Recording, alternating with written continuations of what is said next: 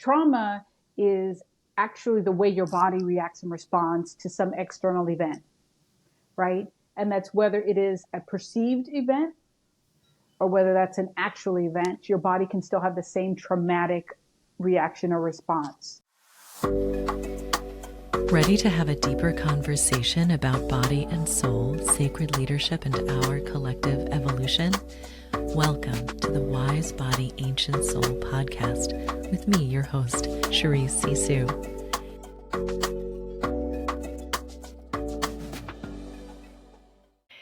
Hey y'all, just jumping in with a little bio for my next guest, Kim Fuller. I am so delighted to introduce her to you. Kim Fuller, LMFT, is a grief and loss coach. She is a compassionate guide on the journey of grief and healing. In a world that often rushes past our pain, Kim stands as a beacon of understanding for those who have lost a loved one. Having walked this difficult path herself, she intimately understands the struggle, the heartache, and the questions that can consume us. Beyond the pain, Kim believes in the transformative power of hope. She knows that grief doesn't have to be the end of your story. It can be the beginning of a new, meaningful chapter. You can connect with Kim on Instagram at Fuller Lifestyle, where she shares wisdom, insights, and daily reminders that life can be beautiful again. Follow her journey and discover the hope that awaits. Join Kim Fuller Life Coach on her mission to bring light to the shadows of grief and guide you towards a life filled with hope and spiritual growth. Kim, I am so excited to be with you today. And thank you so much for joining me and diving into some yummy topics together. What a pleasure. Thank you for inviting me. I can't wait. Absolutely. Absolutely. So, oh my gosh, where do we even start? You bring so much experience to the table as a life coach, as a therapist. But I know one of the reasons why I so wanted your valuable input on this show was around the body and trauma and like its relationship with tools for healing. I'm just gonna, you know what? And before we even dive into that, like probably it would be helpful to define what we mean by trauma. Like, how do you define trauma? So I have been working with trauma, right, for 25 plus years. And I started off in nonprofit mental health. And that was particularly working with people who had emotionally traumatic experiences, right? Whether that was from their community or their household. And, and working with that in mental health helped me to even more broaden the concept that I now use in coaching, right? So trauma is actually the way your body reacts and responds to some external event, right? And that's whether it is a perceived event or whether that's an actual event, your body can still have the same traumatic reaction or response. And that could be to an environmental, a physical, or an emotional perception of trauma. So our body naturally is trying to always keep us feeling safe, calm, and happy. And if there's anything that's going to impact that safe, calm, and happy, it has a reaction. And so when we call it trauma is when our experience of the world has changed. When we no longer feel safe, when we no longer look at the world in the same way, and when our perception of our experience has changed, that's when it becomes traumatic. I know a lot of people think, oh, it only has to be, that I was in a war zone or that I had a particular, violent thing happen. But that violence could even be emotional. And so we help to, with all of my clients, broaden the definition so they can see how their experience was traumatic, and we can start from there. Yeah.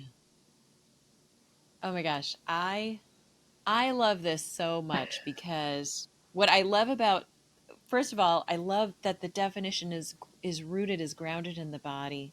Yes. And is actually about our response and not the event itself, because it like, to your point, it doesn't even have to be an outside event, right? No. Like sometimes we'll have a reaction that's like just speaking for myself, I know sometimes I'll have a reaction that's like a response to something I'm feeling on the inside that's been maybe activated by something, or maybe even activated by a memory that's been, you know what I mean? It's like, Yes.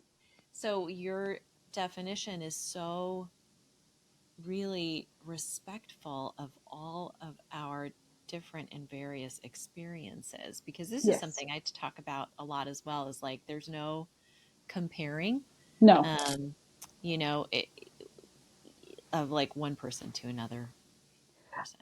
And what I want our clients to understand is that one of the things I try to help them is to trust their intuition and to Mm. listen to what their body responds to whatever the environment is. So my sister and I had the same experience, right? We're driving down the highway. It's Mm. a rainy day. A truck goes by us, and we have the backwash of a truck. Our car spins out, and we end up in the center divider. Thank goodness it was just grass and gravel, right? We didn't hit anything. And she was driving, and her response was, "Start the car up, keep going." My response was, "Can I have a minute?" Like, I'm Yeah. shaking and trembling. I'm having the natural response Yeah. to a trauma, right? I'm trying to shake off that adrenaline. She didn't even have that. Why did we have the same experience but two different reactions? Mine was Right. traumatic because I had no sense of control. Hers Mm. wasn't as traumatic because she had agency. She had control of the car. She knew how it was feeling. She probably anticipated it before it even happened. Yeah. And so we can both walk away from that having completely different experiences. And she's going to say, "Oh, that was no big deal." And I'm going to say, "Man, I felt something." And so Yeah. even if we have the same experience, it depends on how our bodies and our minds respond to it. Yeah. Yeah. That I love that. It's like it can be anything from how in control or out of control we feel in Yep. that moment, how much agency we have in that moment. She probably already felt, what a great Yes. example. Like she probably already felt the Yep. car, like, and knew what was going to happen. And Yes. meanwhile, you're just, you're just in the passenger seat. Like, I'm just reading, I'm just relaxing, and I'm like, right. whoa, like the world like spun. Like what And just happened? Yeah. what just happened. And that is the experience most of us have when it becomes traumatic for us and gets implanted into our bodies. What Yeah. just happened? I'm disengaged with reality, with Mm. being in the present moment. I am so out of whack. Ooh.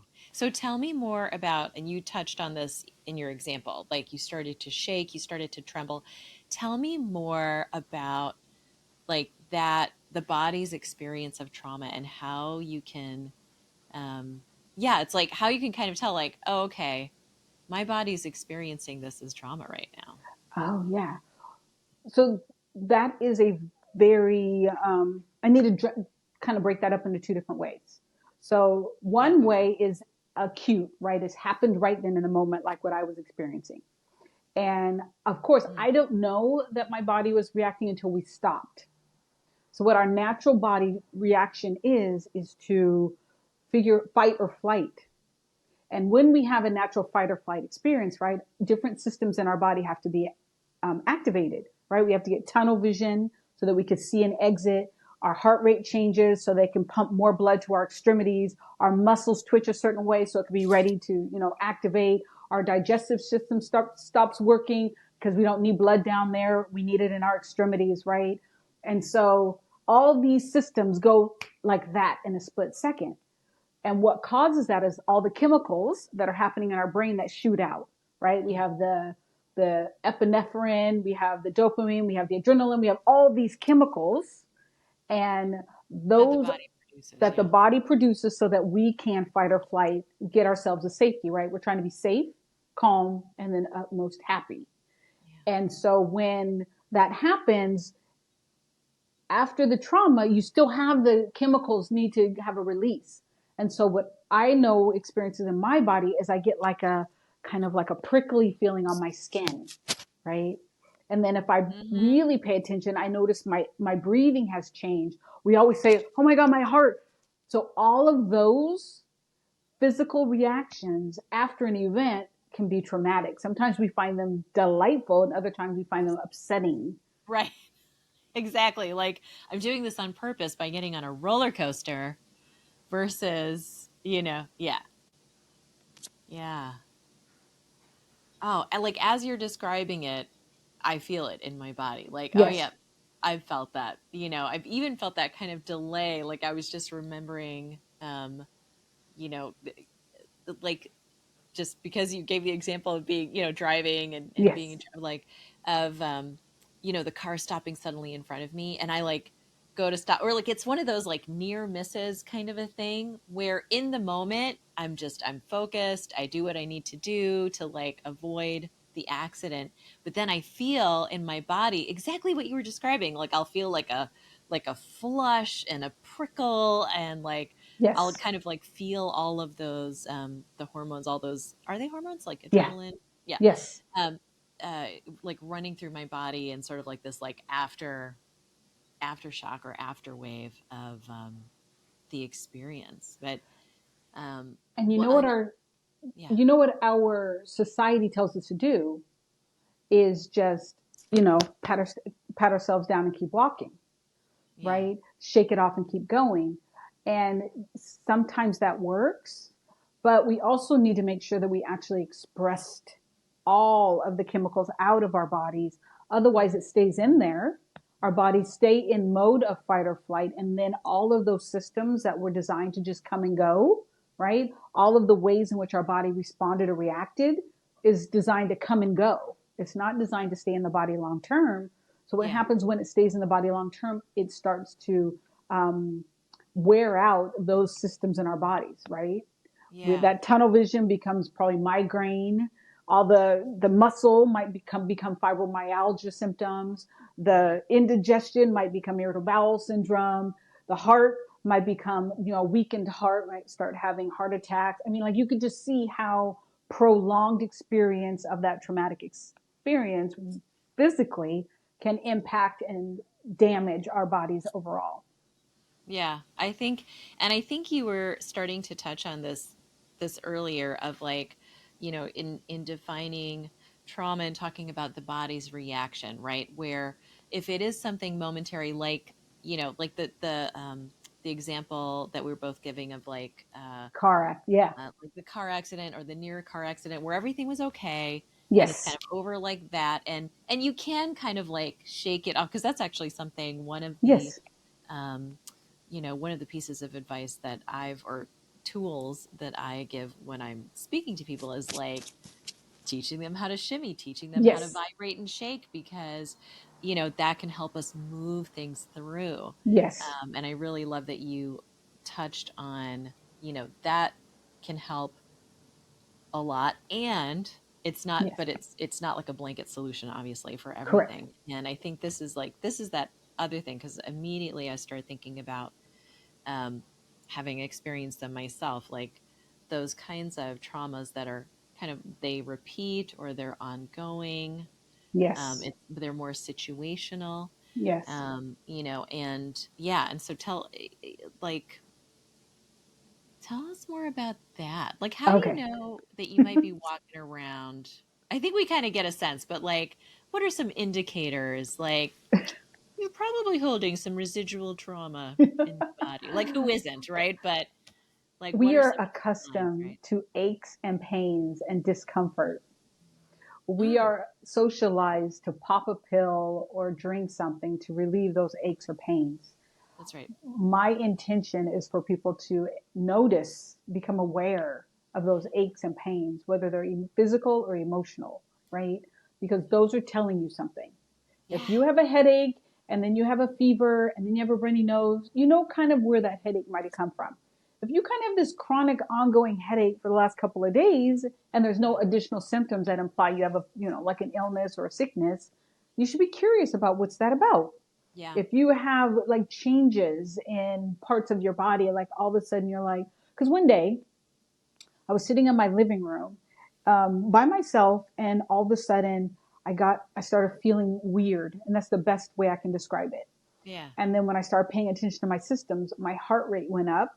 I had a Mm, little bit of like moisture, like I was starting to perspire a little bit, and mm, my breathing changed. mm.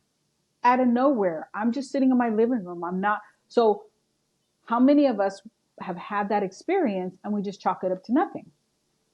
Right. I was so anxious about it that I called my nurse friend. I was like, hey, and I told her all my symptoms and she went through the whole like check. And I probably was just having a panic attack. There were some things that were happening in my business and in my life that were just overwhelming, emotional. And I probably just was having a panic attack. There's no other symptoms. There's no other description as to why that happened. But Yeah. what's important to know is that that was different from any other experience I was having at the moment. And I think when there is aches, pains, difference, uncomfortable, discomfort, Yeah. disease, something Yeah. is going wrong. Because Yeah. remember, the whole point of our existence is to be safe, calm, and happy. Right. Right. That's the goal of our nervous system. That's the goal of our body. But I love what you're saying. I, in fact, if I haven't recorded this episode yet, I'm doing one on this concept of, you know, pain and um, sometimes it feels like you said, that the narrative or kind of like our go-to thing is like, oh, pain, get rid of it, like take a pain reliever, take a something, versus what is the message that my body is trying to send me right now, like that weird feeling that you had, like, you're sitting there and you're like, this feels odd, this feels really really strange, and it was like your body was literally communicating with you, like warning, warning. Yes, you know yes, and I've experienced the same, and it's so interesting because I too have just trained myself, or just that is my habit, that is my practice, that when I feel a sensation, yes, even a sensation that maybe I've like gotten used to, like I'll question it. I'll say like, yes. that's, oh, that's interesting that I'm feeling this sensation in my foot, or I'm feeling this discomfort when Hmm. I walk, or in my back, or what have you, and just really getting to the root of where is this coming from. And Yes. so many times it's happened where the healing was not a physical one at all, but like an emotional breakthrough, or a spiritual breakthrough, and then it was like, oh, and then a pain or a sensation that I've been feeling like Yep. goes away. Can you speak to that at Yep. all? Yes, because my whole experience, personally as well as professionally, is to help people become aware of what's happening, right? And then identify where in the body, because that's Hmm. the information telling them something. Because, of course, it's what Yeah. we're thinking and experiencing if it's not a physical or external trauma. It's all in our heads. And that doesn't mean that it can't be healed. It just means we have to identify that's where it's coming from. And once we go through that Mm-hmm. process, then we're able to start to go, okay, what do you want to feel? What do you want to experience? And how can we modify what you're thinking about, or what you're believing, or what you're perceiving in the world as dangerous? I like to give examples to my clients around, those emotional activators, right? Hmm. If there was a hurt in the past, let's just say you had a friend in kindergarten who stole your pencil, and when you told the teacher didn't respond, right? So you had nobody, no sense of protection, Yeah. no advocate. When you become an adult and something happens, where at work you're in the boardroom and you're trying to give, your idea, and somebody else takes the idea and runs with it, you may have the same I don't feel safe as you Yeah. did when you were 5. And you Right. need to heal both parts of you. You need to heal the 5-year old, right? As well as the person in the present body. But Yeah. in order to kind of begin to connect those dots, you have to become aware. And I Yeah. think it starts with, ooh, something happened in my body. Where is this coming from? And then question everything. Right. It's almost like the breadcrumbs, the clues Yes. that we're getting from our body, like, ooh, pay attention. Like, even, Yes. I'm thinking of you sitting on the couch, like that was your body going like, ooh, pay attention. Like things Yes. are getting kind of overwhelming right now. Yes. Yeah. Ooh, Wow. pay attention. I know for me, sometimes I'll be processing stuff, moving stuff through that maybe doesn't even feel like it's mine. Like Oh, it's something that I've inherited. So it's like a yes. good example of when I was in the Philippines and I arrived and suddenly I was feeling so ugly. Like I felt like unattractive. I felt my sister who's just a little bit younger than me, like people were coming up to us on the street and asking me if I was her mom. Like it was so weird. And I was like, what is going on? And I, like many people, have had issues with, self-image, body image, like over the years. But it was like unlike something I'd felt before or that I hadn't felt in a very long time. Let's put it that way.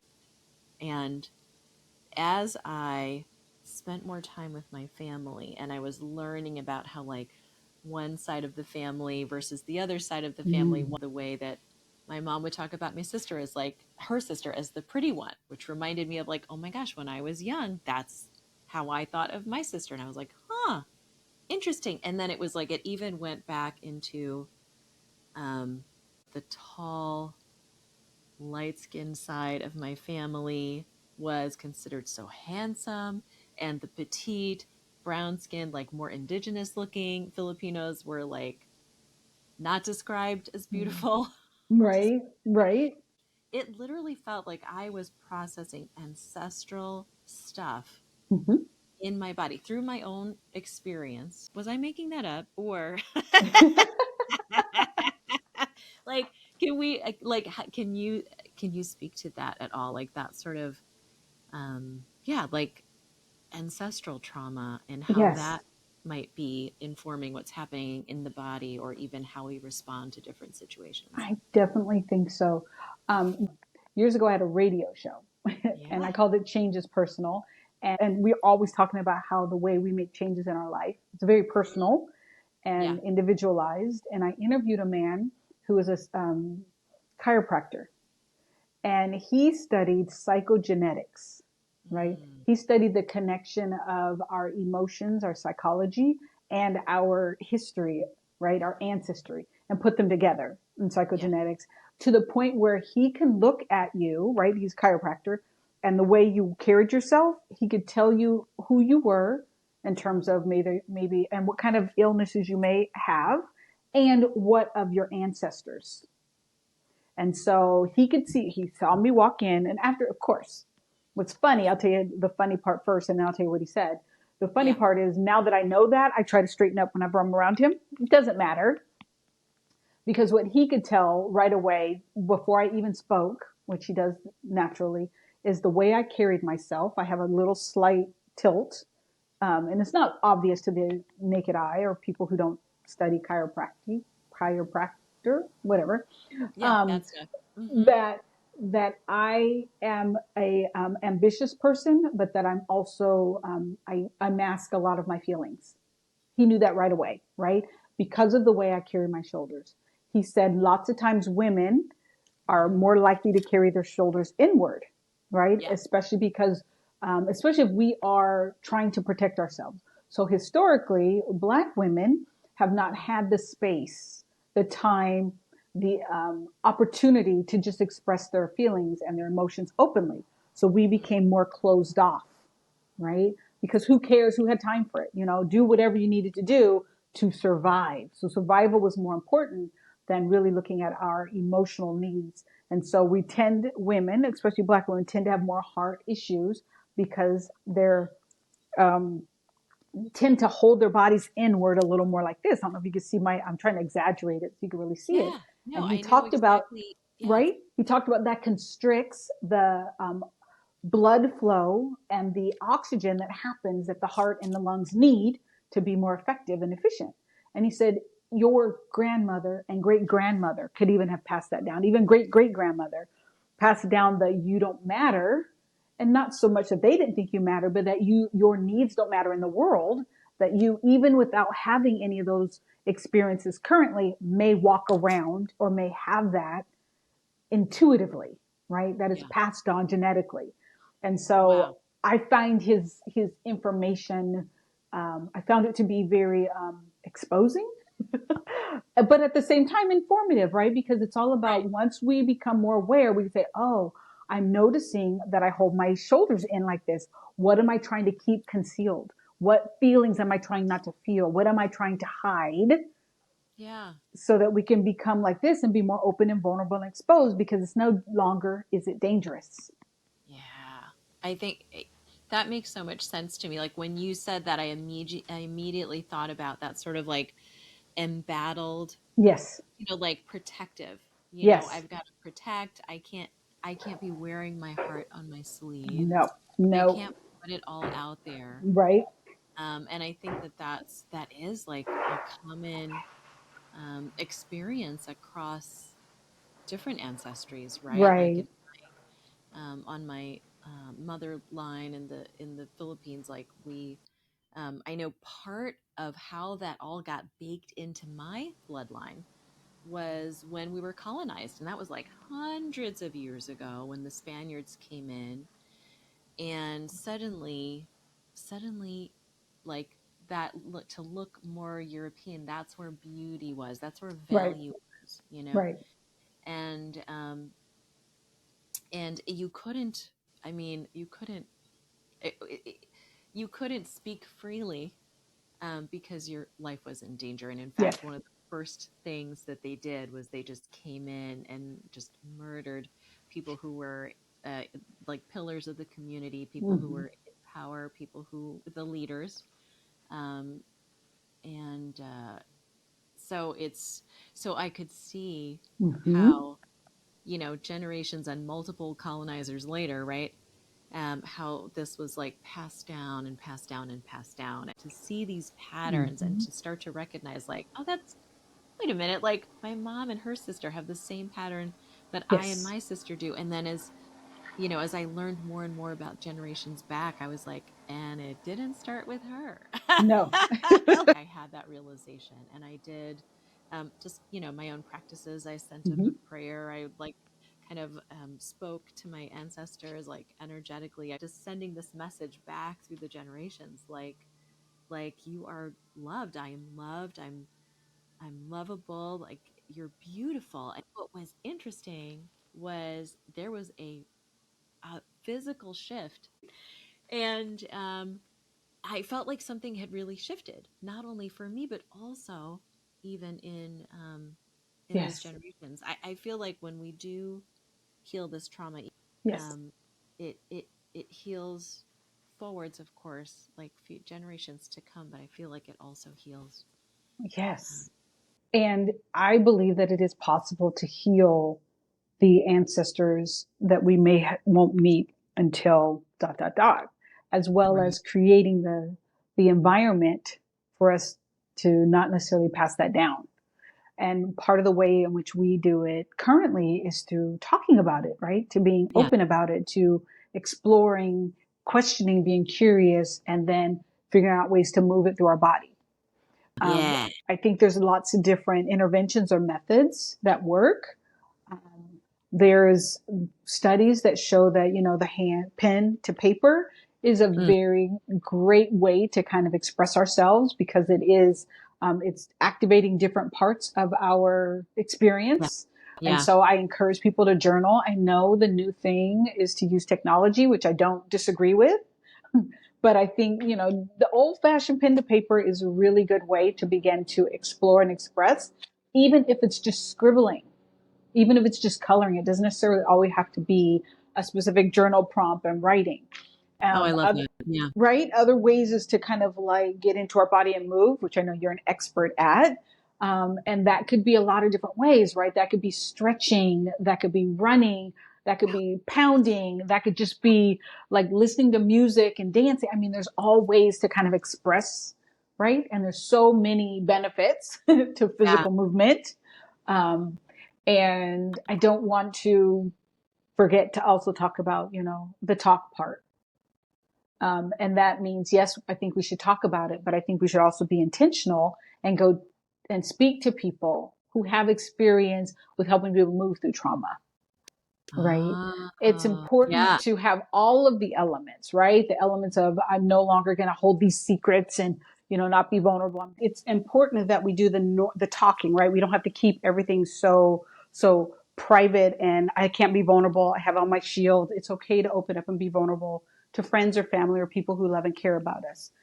And the next step is to write it out, act it out, use our body to express it, Yeah. right? And then the last way that I was talking about was that we also deserve to talk to somebody who can help us cognitively make our way through any traumas or experiences that we've had, right? So I think all of us deserve all three levels.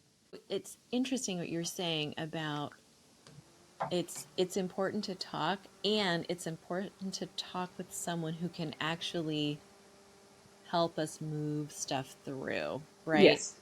How do you know when, like, okay, this is something that I can work through with my coach versus maybe I should get some therapy? You know what I mean? Like, how do you make that distinction? Although ideally your coach knows to also how to make that distinction and how to work through it. That's so funny because that's exactly what I was going to Oh, say. I was going to say I would not want to leave it onto the person to figure it out themselves. I'd want them beautiful. to go and seek whatever was their first idea. Maybe I go to a therapist because that's all I know, or maybe I go to a coach because that's all I know, and allow the coach and or therapist, or even if it's a body worker or a massage person, any kind of therapist should be able to say, oh, you know what, this is outside of my expertise. And I think Yeah. you deserve to either have a body worker or have a therapist or have a coach help you work through it. My Yeah. experience of the difference being both a coach and a therapist is that a therapist is more looking at a lot of, the emotional components of what's happened, looking into your past, helping you identify where some of this is coming from, connecting the dots of ancestor or your own traumatic history, your own ideas and perceptions and thoughts, and then helping you to make sense of it. And for some of us, that's enough. For others, most of us, the coaching part comes into play. And that's where you already know what's happening, but you know it's Hmm. impacting the results that you want in your life. You Right. know that, or you look at and you say, gosh, I'm tired of dot, dot, dot. And I don't know how to get to this result. And so then a coach can help you get to that result, right? Because the coach is looking at what are the obstacles that are happening and what are the interventions that I can help you with so that you can change the way you think and you experience life so that you can get to that result. Mm. So your results are a product of your thoughts. So if we can use something really simple like weight loss, because most of us women are always looking at our bodies, and you say, oh my gosh, I'm overweight. And that's because there's something happening in your thoughts that allows you to choose to do things that are not Mm. going to give you the results you want.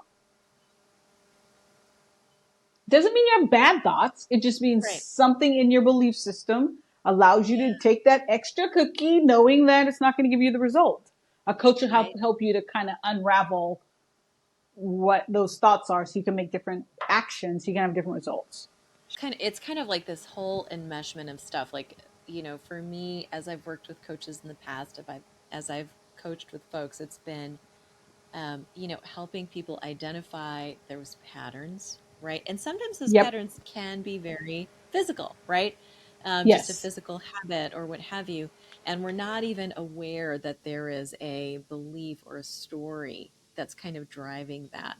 And I know in my own work, something that would come up often is like something happens and that it gets sort of like lodged or stored in the body because we have a story about it, a powerful belief around it.